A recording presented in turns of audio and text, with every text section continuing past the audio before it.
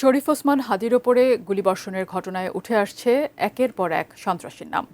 সোমবার রাতে প্রধান অভিযুক্তের ঘনিষ্ঠ সহযোগী কবির ওরফে দাঁতভাঙা কবিরকে গ্রেফতার করেছে র্যাব। কিন্তু কে এই দাঁতভাঙা কবির আর কিভাবে জড়িত এই ঘটনার সাথে, বিস্তারিত জানাচ্ছেন সাদিয়া সিদ্দিকা। ঢাকা ৮ আসনের সম্ভাব্য স্বতন্ত্র প্রার্থী ও ইনকিলাব মঞ্চের মুখপাত্র শরীফ ওসমান হাদির ওপর গুলিবর্ষণের ঘটনার তদন্তে একের পর এক গুরুত্বপূর্ণ নাম উঠে আসছে। নির্বাচনী তফসিল ঘোষণার পর দেশের রাজনীতিতে আলোচিত এই হামলা নতুন মাত্রা পায় যখন মামলার প্রধান অভিযুক্ত ফয়সাল করিম মাসুদের ঘনিষ্ঠ সহযোগীদের খোঁজে নামে আইন শৃঙ্খলা বাহিনী। সেই ধারাবাহিকতায় এবার গ্রেফতার করা হয়েছে কবির ওরফে দাঁতভাঙা কবিরকে। সোমবার রাতে নারায়ণগঞ্জের ফতুল্লা থানাধীন বক্তাবলী এলাকা থেকে তাকে গ্রেফতার করা হয়। গ্রেফতারের বিষয়টি নিশ্চিত করেন সিদ্ধিরগঞ্জে অবস্থিত র্যাব ১১ ব্যাটালিয়ন সদর দফতরের CPC company commander lieutenant commander Naimul Haque. তিনি জানান, গ্রেফতার কবির পটুয়াখালী সদর উপজেলার চিটকাটা এলাকার মৃত মোজাফফরের ছেলে। তবে তিনি বর্তমানে রাজধানীর আদাবর থানার ৩০ নম্বর ওয়ার্ডের নবোদয় হাউজিং সোসাইটিতে বসবাস করতেন।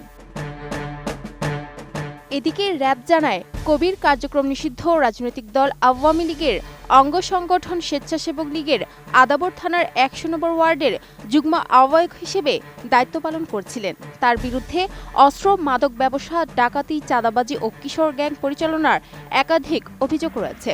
কবিরের বিরুদ্ধে মোট কয়টি মামলা রয়েছে তা খতিয়ে দেখা হচ্ছে বলেও জানান র্যাবের এই কর্মকর্তা। RICL TMX, যুগের পর যুগ স্থাপনা থাকে মজবুত। র্যাবের পাঠানো এক প্রেস বিজ্ঞপ্তিতে বলা হয়, শরীফ ওসমান হাদিকে গুলির ঘটনার পরপরই কবির আত্মগোপনে চলে যান। তিনি নারায়ণগঞ্জের ফতুল্লায় এক স্বজনের বাসায় আশ্রয় নেন। গোপন সংবাদের ভিত্তিতে অভিযান চালিয়ে সেখান থেকেই তাকে গ্রেফতার করা হয়। প্রাথমিক অনুসন্ধানে জানা গেছে, গ্রেফতার কবির হত্যা চেষ্টা মামলার মূল অভিযুক্ত ফয়সাল করিম মাসুদের অন্যতম ঘনিষ্ঠ সহযোগী। বিভিন্ন গণমাধ্যমে প্রকাশিত সিসিটিভি ফুটেজ বিশ্লেষণে দেখা যায়, গত ৪ ডিসেম্বর ইনকিলাব কালচারাল সেন্টারে ফয়সালের সঙ্গে একাধিকবার প্রবেশ করেন কবির। ঘটনার পর গ্রেফতার এড়াতে কবির সহ ফয়সাল করিম মাসুদ ও আলমগীর হোসেন আত্মগোপনে চলে যান। গ্রেফতার কবিরকে পরবর্তী আইন কার্যক্রমের জন্য ঢাকা মহানগর পুলিশের গোয়েন্দা শাখা ডিবিতে হস্তান্তর করা হয়েছে।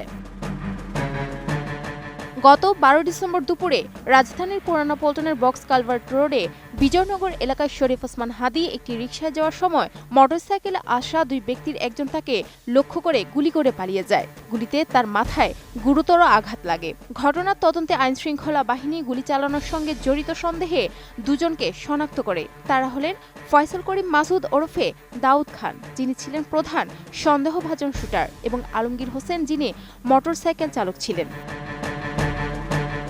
Sadia Siddiqua, ATN news.